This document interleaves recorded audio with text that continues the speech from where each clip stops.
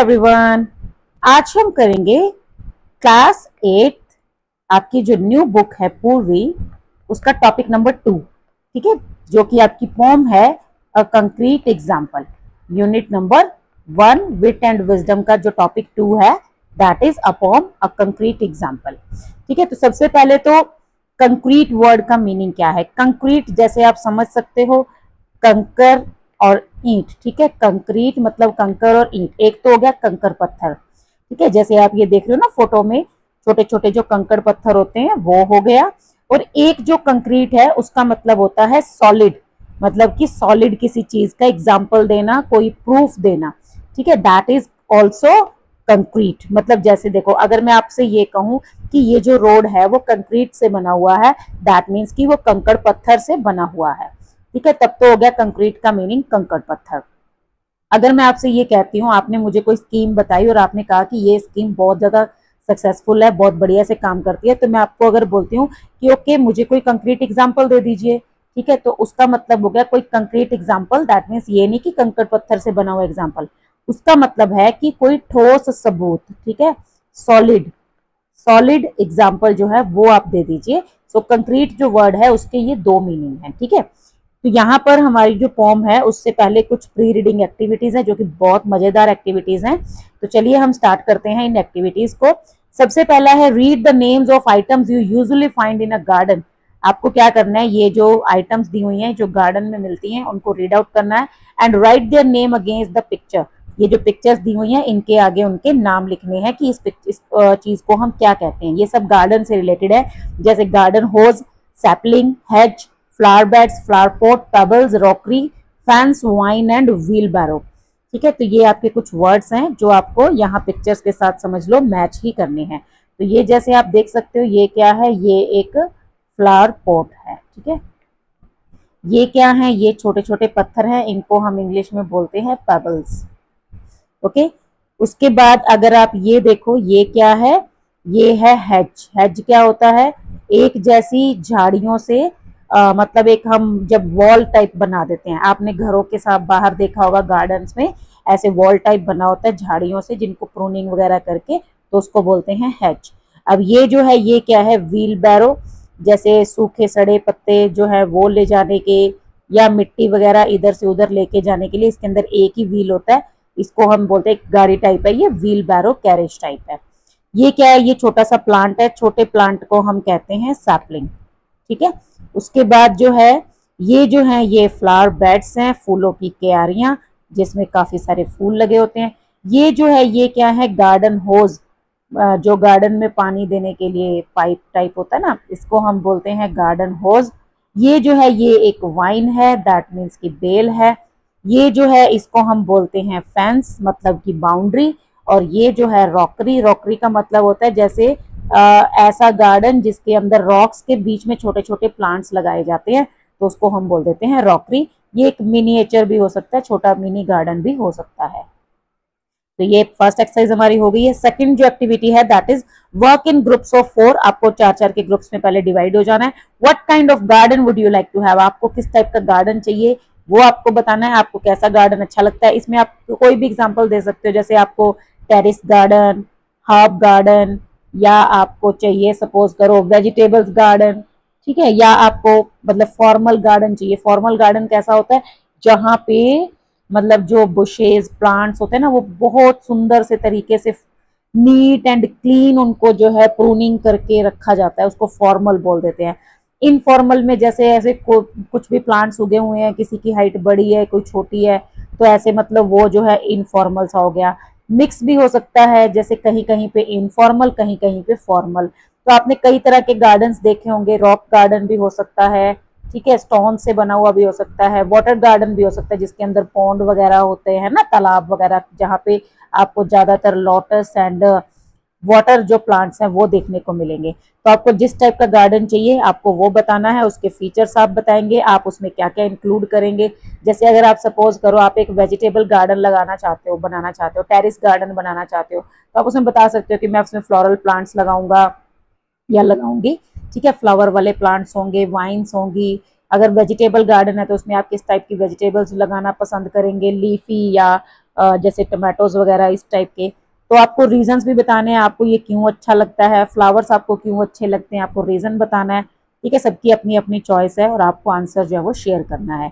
अगर आप मेरी पूछो तो मुझे तो हर टाइप का गार्डन अच्छा लगता है। मेरे को जब भी मौका मिल गया एक गार्डन बनाने का, मैंने मतलब कुछ नहीं देखना, मैंने बहुत बड़ा सा गार्डन मेरे को बनाना है कि हाँ उसमें हर टाइप के प्लांट्स और हर टाइप की जो मतलब चीजें हैं जो गार्डन से रिलेटेड हैं वो हो। ठीक है, प्लांट्स अच्छे लगते हैं काफी। उसके बाद है number 3, read the title of the poem. Title आपने रीड कर लिया है। A concrete example, what comes to your mind when you read the word concrete. अब कंक्रीट वर्ड से आपके दिमाग में क्या आता है? सबसे पहला तो कंकर ईंट ही आएगा, मतलब कि जैसे कि छोटे छोटे पत्थर और एक मिक्सचर सा, ठीक है, जो रोड वगैरह बनाने के, पाथ वगैरह बनाने के काम आता है। Does it have more than one meaning? ये मैंने आपको बता ही दिया, yes it does have one more meaning. अब उसका मीनिंग क्या है? That is solid. ठीक है, सॉलिड मतलब जो कि ठोस, जिसको हम बोलते हैं सबूत, जैसे प्रूफ, कोई solid example. Share your answers with your classmates and teachers. तो अब आपको ये आंसर शेयर करना है। अब यहाँ पे हमारी जो पोम है वो स्टार्ट हो जाती है। Let us read. सबसे पहले आप ये देख सकते हो, ये एक गार्डन है, इसके अंदर काफी सारे ये जो स्टोन्स है ना, स्टोन्स एंड रॉक्स हैं, तो मतलब ये कोई स्टोन से बना हुआ गार्डन है जिसके बीच में छोटे छोटे प्लांट्स भी हैं और ज्यादातर जो है वो स्टोन्स का यूज किया गया। ये जो वॉल है ये भी स्टोन से बनाई गई है, ये भी स्टोन से बनाया गया। ठीक है, तो ये एक फाउंटेन है, जैसे यहाँ पे आप देखोगे कुछ जो है एक फ्लावर्स लगे हुए हैं काफी छोटे छोटे। ठीक है, रॉक्स के बीच में छोटे छोटे प्लांट्स हैं। इसके अलावा ये आप एक देख रहे हो, ये क्या है? ये है सन डायल, इसको हम सन डायल बोलते हैं। सन डायल का मतलब क्या है? सन का मतलब आप समझते हो सूरज, और डायल मतलब जैसे घड़ी का डायल होता है। तो ये जो इसके बीच में एक ये जो लगा हुआ है ना तिकोना सा, इससे क्या होता है? शेडो बनती है। उस शेडो की हेल्प से हम टाइम बता सकते हैं। मतलब जैसे जैसे सन जो है वो ईस्ट से वेस्ट की तरफ मूवमेंट करता है, मूव करता है, वैसे वैसे शेडो जो है वो चेंज होती जाती है और उसके अकॉर्डिंग हम टाइम बता सकते हैं कि ये मॉर्निंग का टाइम है, दोपहर का टाइम है, शाम का टाइम है, लेट इवनिंग है, नाइट हो गई है, जो भी, इसको हम बोलते हैं सन डायल। ठीक है, ये मे बी ये जो लेडी है इसको शौक है ऐसी चीजों का, तो उसने ये अपने गार्डन में रखा हुआ है। अब हम पोम पढ़ रहे हैं तो पोम में भी इसका मेंशन होगा, तब आपको पता चल जाएगा। देखो छोटा सा एक पॉन्ड भी है जिसके अंदर ये जो है वाटर लिलीज जो हैं ये लगे हुए हैं। ठीक है, तो इन सब चीजों का जिक्र जो है वो पोम में होगा। चलिए स्टार्ट करते हैं पोम के एक्सप्लेनेशन। सबसे पहले तो वर्ड आता है माई। अब ये माई कौन है? मेरा नाम किस, मतलब कौन बात कर रहा है यहाँ पे? तो ये पोएट है। ठीक है, पोएट जो है वो नरेटर है, पोएट बता रहा है। पोएट अपने नेबर की बात कर रहा है, वो कहता है my next door neighbour Mrs Jones. मेरे नेक्स्ट घर में जो मेरी पड़ोसन है मिसेस जोन्स, उनका नेम है। She has got a garden full of stones. उनके पास एक गार्डन है जिसमें बहुत सारे स्टोन्स हैं, पत्थर हैं। ठीक है, अब उसके बाद वो उनकी गार्डन की क्वालिटीज बता रहा है कि गार्डन में क्या क्या है। एक तो क्रेजी पाथ है, क्रेजी मतलब ये आप देख सकते हो अजीब सा ऊपर नीचे स्टोन से बना हुआ और ऐसे ऐसे जिगजैग की फॉर्मेशन में है। ठीक है, तो एक क्रेजी पाथ है। ए लिली पॉन्ड, एक जो मैंने अभी आपको ये बताया, एक छोटा सा तालाब है जिसके अंदर लिली के फ्लावर्स लगे हुए हैं, वाटर लिलीज। और रॉकरी, रॉकरी आपको मैंने बता ही दिया था, जैसे रॉक्स के बीच में जो छोटे छोटे प्लांट्स लगे होते हैं। ठीक है, तो ये आप देख सकते हो ये रॉकरी है, जैसे ये रॉक के बीच में प्लांट्स हैं, यहाँ पर प्लांट्स हैं, तो ये हो गया, उसमें एक रॉकरी है। एंड जस्ट बियॉन्ड, और साथ में ही क्या है? जस्ट बियॉन्ड मतलब इधर पास में ही क्या है? A sundial with a strange device. एक सन डायल है जिसके अंदर एक अजीब सा डिवाइस लगा हुआ है। Which Mrs Jones thinks rather nice, जो कि मिसेस जोन्स को बहुत ही बढ़िया लगता है, प्लेजेंट लगता है। ठीक है, मतलब पोइट यहाँ पे उनके गार्डन को एक्सप्लेन कर रहा है। वो कहता है मेरी जो पड़ोसन है मिसेस जोन्स, जो मेरे से नेक्स्ट घर में रहती हैं, उनके पास एक स्टोन से बना हुआ गार्डन है, मतलब उनका जो गार्डन है वो उन्होंने स्टोन से बनाया हुआ है। उस गार्डन के अंदर एक क्रेजी पाथ है, एक लिली पॉन्ड है, एक रॉकरी है, और पास में ही एक अजीब सा डिवाइस है, एक सन डायल है, जिसको ना मतलब कहता है मेरे को तो अजीब सा लगता है, पता नहीं क्या ही है, लेकिन मिसेस जोन्स को ऐसा लगता है कि शायद वो बहुत ही बढ़िया चीज है। ठीक है, शी थिंक्स रादर नाइस, मतलब उनका कहना है कि वो काफी अच्छी चीज है, बहुत ही प्लेजेंट चीज है। ठीक है, नाइस मतलब प्लेजेंट हो गया यहाँ पे। उसके बाद फिर नेक्स्ट स्टैंजा स्टार्ट हो जाता है। My next door neighbour Mrs Jones, फिर से वही लाइन रिपीट हो रही है। कहता है मेरी जो नेक्स्ट डोर नेबर है, मेरी जो पड़ोसन है Mrs Jones, puts little plants between the stones. अब वो क्या करती हैं? मतलब उन्होंने क्या किया हुआ है, छोटे छोटे प्लांट्स स्टोन्स के बीच में लगाए हुए हैं, पत्थरों के बीच में, जैसे आप ये देख रहे हो ना फोटो में, पत्थरों के बीच बीच में ना छोटे छोटे प्लांट्स लगाए हुए हैं। They are so delicate and small, वो जो प्लांट्स हैं वो बहुत ही ज्यादा सॉफ्ट, मतलब डेलिकेट मतलब जो बहुत इजीली टूट सकते हैं, मतलब इतने छोटे छोटे से प्लांट है और बहुत ही छोटे और बहुत ही फ्रेजिल है, मतलब कि बड़ी आसानी से टूट सकते हैं, मतलब बड़े ही सॉफ्ट से है जिनको बड़े प्यार से हैंडल करना पड़ता है। तो ऐसे वो प्लांट्स हैं, दे don't mean anything at all, और कहता है बहुत ज्यादा कोई सिग्निफिकेंट नहीं है, मतलब उनका कोई बहुत ज्यादा बड़ा रोल नहीं है, ऐसे नहीं है कि बहुत ज्यादा कोई मतलब अच्छी चीज है, कोई बहुत ही हाई लेवल का प्लांट है। ठीक कहता है पता नहीं क्या छोटे छोटे से प्लांट्स लगा रखे हैं, बिल्कुल छोटे छोटे से। I can't think how she gets them in, कहता है मुझे तो ये सोचकर भी हैरानी होती है, मतलब मैं ये सोच भी नहीं सकता कि उन्होंने वो प्लांट्स वहां पर लगाए कैसे होंगे स्टोन्स के बीच में, स्टोन्स के बीच में इतने छोटे छोटे प्लांट्स कैसे लग गए, unless she plants them with the pin, और कहता है ऐसा लगता है शायद उन्होंने ना किसी पिन की हेल्प से उन प्लांट्स को वहां पर अटकाया है, वहां पर मतलब उनको ग्रो करवाया है। कहने का मतलब यहाँ पे पोइट का ये है कि जो प्लांट्स हैं वो इतने छोटे हैं कि हो सकता है ऐसे मतलब पिन की हेल्प से उनको वहां पे लगाया गया हो। जैसे अगर प्लांट बड़ा होता है तो हम एक खुरपी की हेल्प से मिट्टी उखाड़ते हैं और उसके अंदर वो प्लांट लगाते हैं। अब वो कहता है वो तो स्टोन्स के बीच में लगे हुए हैं और इतने छोटे इतने डेलिकेट प्लांट्स हैं, कहता है मेरे को तो सोच के हैरानी होती है कि उन्होंने लगाए कैसे, पक्का किसी पिन का यूज किया होगा उनको वहां पे अटकाने के लिए, वहां पे लगाने के लिए। ठीक है, तो ये वाले जो स्टैंजा है सेकंड, इसमें पोइट क्या कह रहा है, पोइट उसमें जो है छोटे प्लांट्स को, उनको जो रॉकरी जो स्टोन्स के बीच में जो छोटे छोटे प्लांट्स लगे हुए हैं उनके बारे में बात कर रहा है। ठीक है, वो कहता है कि मिसेस जोन्स जो है मेरी पड़ोसन, उन्होंने बहुत छोटे छोटे प्लांट्स लगा रखे हैं स्टोन्स के बीच में, और वो जो प्लांट्स हैं बहुत ज्यादा वीक, बहुत ज्यादा डेलिकेट, सॉफ्ट और छोटे से हैं, और बहुत कोई उनकी सिग्निफिकेंस भी नहीं है, मतलब कुछ ज्यादा मायने नहीं रखते वो, लेकिन और कहता है मेरे को तो सोच के हैरानी होती है, मतलब मैं सोच भी नहीं सकता कि उन्होंने वहां पे वो कैसे लगाए होंगे, और शायद हो सकता है किसी पिन का यूज किया गया होगा। मतलब यहाँ पे जो पोइट है वो ये कह रहा है कि प्लांट्स जो हैं वो बहुत ही ज्यादा छोटे से और सॉफ्ट से हैं कि बड़े जल्दी टूट जाएंगे। ठीक है, मतलब उनको बहुत केयर की जरूरत होती होगी। नेक्स्ट फिर थर्ड स्टैंजा स्टार्ट हो जाता है, फिर से सेम लाइन रिपीट हो रही है। ठीक है, जब सेम लाइन रिपीट होती है ना, जैसे हर स्टैंजा में फर्स्ट लाइन जो है वो सेम है, तो सेम लाइन रिपीट हो रही है तो इसको हम रेफरेंट बोलते हैं। ठीक है, जब सेम बात बार बार रिपीट होती है। अब उसके बाद वो कहता है my next door neighbour Mrs Jones, फिर से मेरी पड़ोसन Mrs Jones, once asked me to round to see her stones, एक बार उन्होंने मुझे कहा कि मैं उनके पत्थरों को देखने के लिए आऊं, उनका कलेक्शन को देखने के लिए आऊं, तो मतलब मैं गया। We stood and talked about a flower for quite a quarter of an hour, और कहते हैं हम वहां पे रुके, मतलब प्लांट वहां पे गार्डन के अंदर रुके, खड़े हुए वहां पे, और हमने एक फ्लावर के बारे में बात करना स्टार्ट किया, मतलब हमने एक फूल के बारे में बात की, और लगभग मतलब 15 मिनट तक, quite a quarter of an our मतलब एक 1 आवर का फोर्थ 1/4। ठीक है, 60 मिनट्स का 1 घंटा होता है ना, तो उसका फोर्थ आप कर लीजिए 1/4, दैट मीन्स 15 मिनट्स। ठीक है, तो क्वार्टर का मतलब होता है 1/4। ठीक है, चौथा हिस्सा किसी चीज का। तो कहता है कि लगभग 15 मिनट तक हमने उस प्लांट के बारे में बात की। फिर कहता है मैंने एकदम से पूछा, मतलब मैं जोर से बोला, जोर से चिल्लाकर बोला, where is this lovely thing, I cried, कहता मैंने जोर से बोलकर पूछा उनसे कि यार इतनी देर से हम इस फ्लावर के बारे में बात कर रहे हैं, ये प्यारी सी चीज आखिर है कहाँ। You are standing on it, she replied, अब वो कहती है कि तुम तो उसके ऊपर ही खड़े हो। मतलब यहाँ पर क्या है, इसमें आयरनी ऑफ द सिचुएशन है, एक यहाँ पर भी आयरनी है, अभी मैं बाद में आपको और भी बताऊंगी आयरनी कहाँ पे है। आयरनी क्या होता है, जब हम चाहते कुछ और है, मतलब एक्सपेक्ट कुछ और कर रहे होते हैं लेकिन हो कुछ और जाता है। इसका अगर आपको मैं बेस्ट एग्जांपल दूं ना, तो बाहुबली मूवी। ठीक है, अब बाहुबली मूवी ना बहुत अच्छी मूवी है, मतलब वैसे तो अच्छी है ही, लेकिन इसमें सीखने के लिए भी बहुत कुछ है। अब बाहुबली मूवी में किसी ने भी ये चीज एक्सपेक्ट नहीं की थी कि कटप्पा जो है वो बाहुबली को मारेगा, और उसकी मदर ही उसको ऑर्डर करेगी कि, मतलब बाहुबली की मदर ही ऑर्डर करेगी कि उसको मार दिया जाए। तो ये बिल्कुल अनएक्सपेक्टेड था, किसी ने सोचा भी नहीं था और हो गया।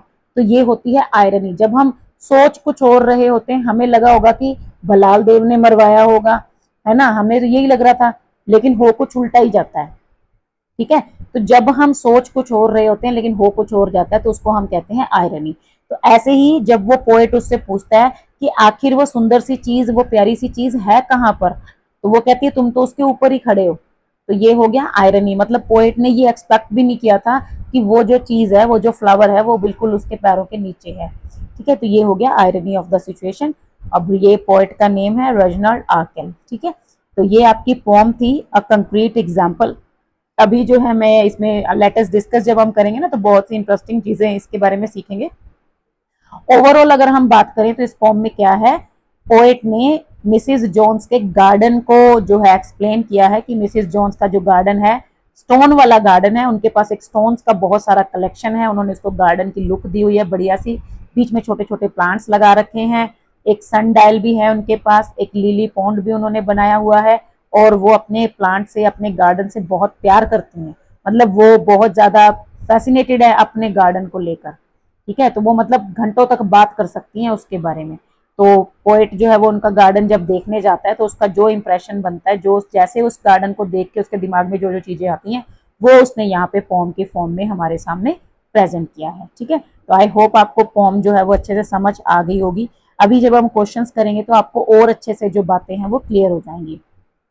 अभी हम सॉल्व करते हैं लेटेस्ट डिस्कस वाला पार्ट। ठीक है, बाकी जो है वो मैं आपको नेक्स्ट वीडियो में कराऊंगी, लेटेस्ट डिस्कस वाला अभी करेंगे। तो पहला इसमें क्या है, complete the following summary with exact words from the pome. ठीक है, मतलब पोम में से हमने एग्जैक्ट वर्ड जो है वो चूज करने हैं, ऐसा नहीं कि अपनी मर्जी से कोई भी वर्ड ऐड करना है। One example has been done for you, so see the poem describe Mrs Jones the speaker's next door neighbour. जैसे ये जो नेबर वर्ड है, ये नेबर ही यूज किया गया है, कोई और वर्ड नहीं यूज करना। ठीक है, so who has a unique garden filled with, अब उनके पास एक यूनिक गार्डन था, किससे भरा हुआ था वो, स्टोन से। Her garden includes a peculiar, peculiar मतलब एक स्ट्रेंज, अब स्ट्रेंज उसके अंदर क्या था, एक स्ट्रेंज डिवाइस था। ठीक है, his her garden includes a peculiar device, a pond and a rockery along with an unusual, unusual क्या चीज, ठीक है, unusual sundial that she finds charming. ठीक है, जो कि उनको लगता था कि बहुत ही चार्मिंग है, नाइस है। मिसेस जोन्स प्लांट्स टाइनी, क्या उन्होंने लगाया हुआ है, छोटे छोटे और कैसे, delicate plants, tiny delicate plants between the stones which the speaker thinks must be so small that they are planted with a pin. One day Mrs. Jones invites the speaker to see her garden and they discuss, क्या discuss किया था उन्होंने, discuss a flower. ठीक है, that Mrs Jones treasures, मतलब जो कि उनके लिए खजाने की तरह था। When the speaker asks the where the lovely flower is, Mrs Jones says that the speaker has been standing on it all along. ठीक है, वो तो उसके ऊपर ही खड़ा था। तो ये हमने सेम जो वर्ड्स हैं वो पोम में से चूज करके इनको फिलअप करना है। नेक्स्ट उसके बाद आता है the tone of the poem is, poem की जो टोन है वो कैसी है। देखो, मॉकिंग होता है जो किसी का मजाक उड़ाता है, तो ये नहीं है।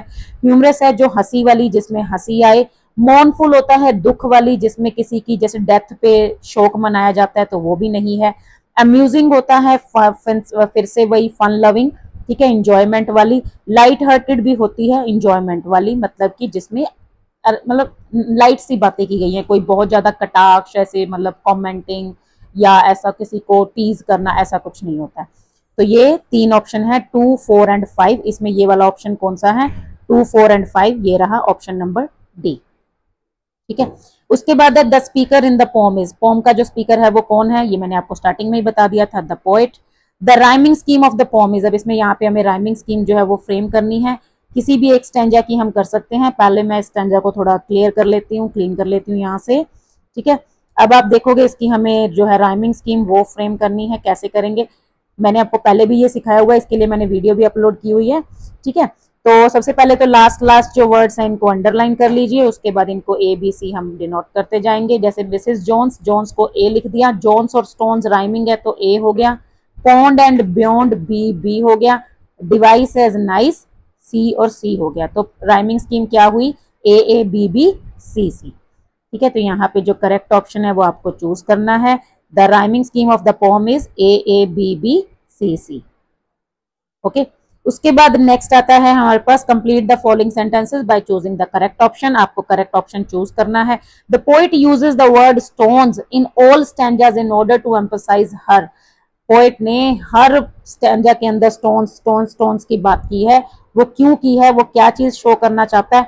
Obsession with the stony garden या pride in gardening skills. So this is obsession with the stony garden, मतलब एक स्टोनी गार्डन को रखने का जो एक मैनिया टाइप होता है कि हाँ मेरे पास हर टाइप का स्टोन होना चाहिए, ठीक है, एक लत लग जाती है जो वो चीज। The poet uses imagery to describe the features of the garden that helps readers. Poet ने काफी इमेजरी वर्ड्स का यूज किया, मतलब प्रॉपर एक हमारे सामने पिक्चर बना दी। अगर आप आंखें बंद करके इस पोम के बारे में सोचोगे तो आपको पूरा गार्डन आपके सामने दिखाई देगा कि हाँ ऐसा ऐसा दिखता होगा, एक इमेज क्रिएट की है। तो ये हमें मतलब रीडर्स को किस चीज में हेल्प कर रही है? Understand Mrs Jones love for plants या visualize the garden's peculiar nature. So ये ऑप्शन है visualize the garden's peculiar nature, मतलब हम उस चीज को विजुअलाइज कर पाएंगे, हमें याद आएगा कि हाँ हमें दिखाई देगा। आंखें बंद करके जरा सा सोच के देखो ध्यान से, आपको दिखाई देगा ऐसे ऐसे स्टोन्स हैं, ऐसे ऐसे पाथ बना हुआ है, उसमें एक पॉन्ड है, उसमें लिली फ्लावर्स लगे हुए हैं ये सब, ठीक है। नेक्स्ट उसके बाद फोर्थ आता है pick some examples of alliteration from the pome.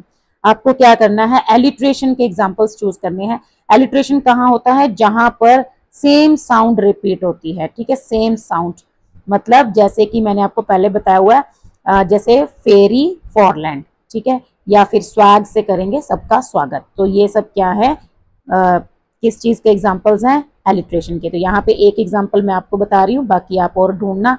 जैसे ये है ना क्वाइट अ क्वार्टर, तो क्वाइट अ क्वार्टर क्यू की जो साउंड है वो रिपीट हो रही है, तो ये क्या है? एलिट्रेशन का एग्जाम्पल है। तो यहाँ पर आप ये लिख सकते हैं क्वाइट अ क्वार्टर, ठीक है। So this is the example of alliteration.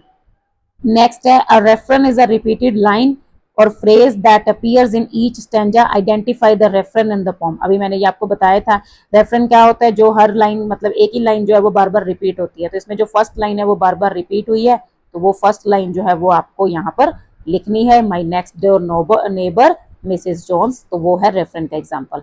उसके बाद है irony. Irony is a literary device that emphasises the difference between what is expected and what actually happens. अभी मैंने आपको बता ही दिया था आयरनी क्या होती है, जब हम एक्सपेक्ट कुछ और कर रहे होते हैं लेकिन हो कुछ और जाता है। It often involves a situation where the outcome is the opposite of what is expected, ठीक है। ये वहां पर होता है जहां पर हम जो सोच रहे होते हैं बिल्कुल उसका उल्टा हो जाता है, मतलब हमें पता भी नहीं होता, हम सोच भी नहीं रहे होते कि यहाँ पर जो है मतलब मूवी में या किसी सीरियल में हीरो का एंड होने वाला है, लेकिन वो हो जाता है, तो वो आयरनी ऑफ द सिचुएशन होता है। क्रिएटिंग अ सरप्राइजिंग और ह्यूमरस इफेक्ट, ठीक है, वो सरप्राइज भी हो सकता है, ह्यूमरस इफेक्ट भी हो सकता है।